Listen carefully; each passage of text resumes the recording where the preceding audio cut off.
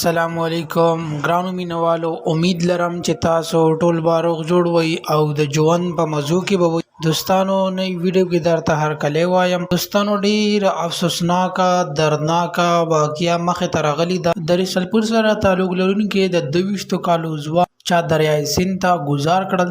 دوستانو په څه وجې گزار کړل او دوستانو دا ویل کېږي چې دا کوم هلک چې دریای سیند ته گزار کړی دی دا د مور یو زوی او د پلار هم وفات شوی او د نور وروڼه نه. دوستانو مکمل معلومات تر سره په دې ویډیو کې شریکوم. زموږ ویډیو در سره تر اخره وګورئ چې د مکمل معلومات نه خبر شي. دوستانو ویډیو کتونه مخکې که تاسو زموږ په دې چینل کې نوي وئ نو زموږ د چینل مخه در سره ضرور سبسکرایب کړئ چې زموږ کومه نوې ویډیو راځي چې هغه تاسو ته په اسانۍ سره دررس او د دې سره د ټلۍ نشانه مو وي چې تاسو د تازه معلومات نه زر تر زره خبرېږئ. دوستانو ډیر افسوسناکه دردناکه واقعیا مخې ته راغلې ده. د رسلپور سره تعلق لرونکي د 22 کالو ځوان دوستانو چا ډیر په بېدردۍ سره قتل کړو او د قتل کېدو نه بعد یې دریای سیند ته ګزار کړل چې د لاش بالکل هر څه ختم شي او چاته پته ونه لګي چې دا چا قتل کړو.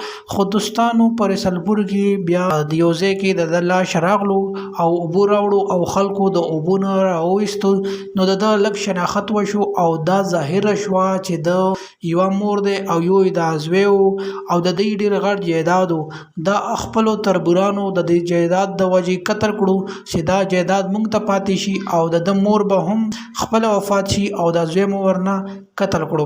دوستانو یقینا چې ډېر غټ ظلم او زیاتی شوی دی. دوستانو که موږ سوچ وکړو زموږ په پښتو معاشرې کې دا شی ډېر په تیزۍ سره روان دی چې د جایداد دپاره د ځمکې دپاره یو بل قتل کول دا ډېر غټ ظلم او زیاتی دی.